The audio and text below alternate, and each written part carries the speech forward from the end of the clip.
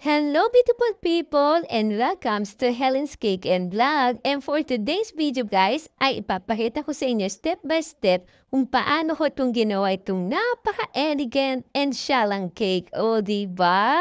So, una nga guys, ay kailangan natin itong acrylic na lady face. Ito ay nabibili sa Amazon or Temu or kaya Shopee. Yan, napakamura lang yan guys. So guys, after that na nailagay na natin, so, ilalagay na natin itong mga flowers. So, depende sa mga request ng client kung gusto na ng fresh or fake flowers. And syempre guys, bago nyo pala ito ilagay, dapat ay linisin nyo muna, hugasan nyo na mapa-imitation to or mapa-fresh flowers para safe ang ating mga clients pag kumain sila, o diba?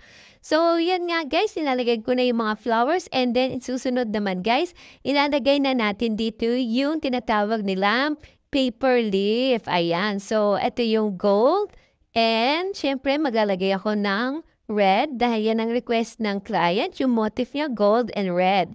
So next guys, ilalagay naman natin itong mga metallic cake bowl topper. Itong gold and white para maging mas lalong syalang ating cake, o diba? Mag-additional ako ng 1 flower dito para mas lalong magandang ating cake. Ayan, so dito rin sa taas, maglalagay ako niyan ng acrylic na para siyang leaf. Yan, gold.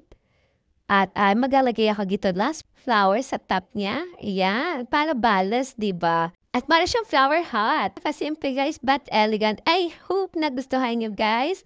Ano masasabi nyo? Maganda ba guys?